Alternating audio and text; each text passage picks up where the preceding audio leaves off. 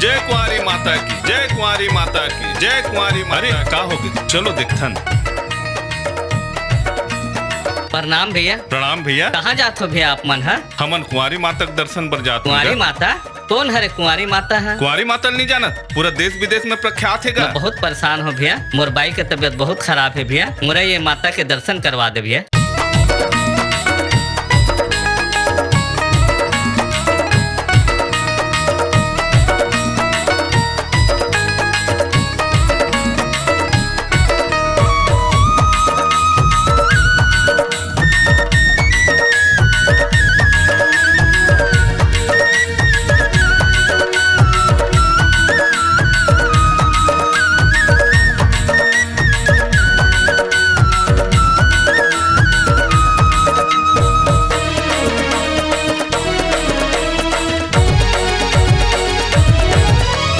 सुनो सुनो जी ये कहानी, सुनो सुनो जी ये कहानी, शक्ति कहो या दुर्गा भवानी।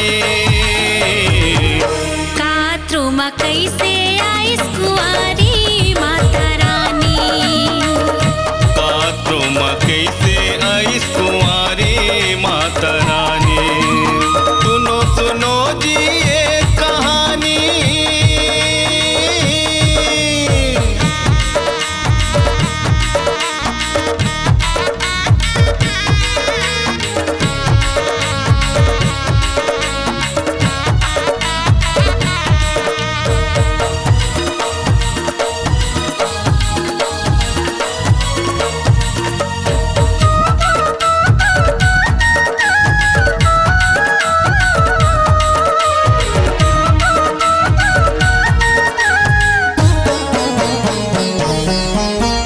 गीता पढ़्यो, रामायण पढ़्यो, बाइबिल पढ़्यो, कुरान पढ़्यो।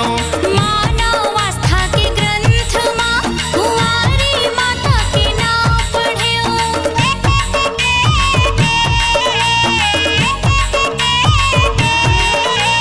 गीता पढ़्यो, रामायण पढ़्यो, बाइबिल पढ़्यो, कुरान पढ़्यो। मानव आस्था के ग्रंथ माँ कुंवारी माता के नाम पढ़्यो। सबले हावे तोरे नाता, सबले हावे तोरे नाता, लाज न रखबे दुर्गा भवानी।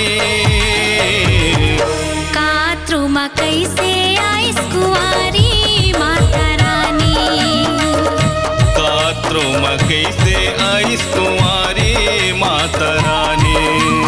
सुनो सुनो जी ये कहानी,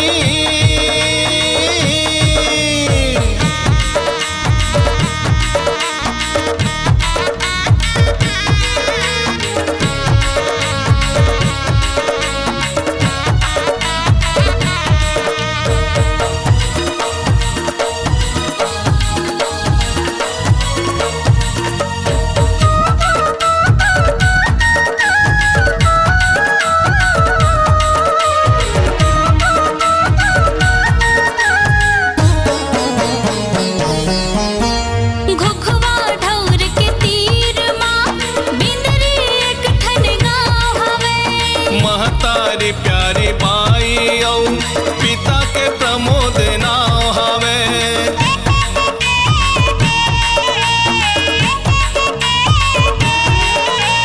तेली कुल माँ जन्म धरे, पिता के संग 10 महीना खेले। पिता के संग छुट गे, दुख पीरा ना तहा सहे। सोहटती ही हंसमाता वो, सोहटती ही हंसमाता वो, हे मोर दाई कल्याणी। कात्रुमा कैसे आइस कुंवारी माता रानी। कात्रुमा कैसे आइस कुंवारी माता रानी, सुनो सुनो जी ये कहानी,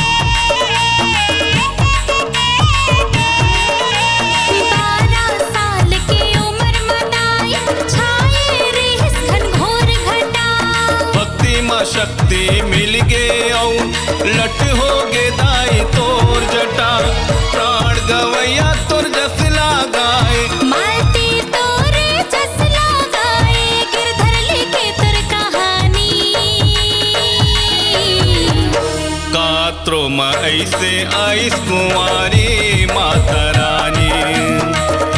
कात्रुमा ऐसे आइस कुंवारी माता रानी। कात्रो में ऐसे आइस कुंवारी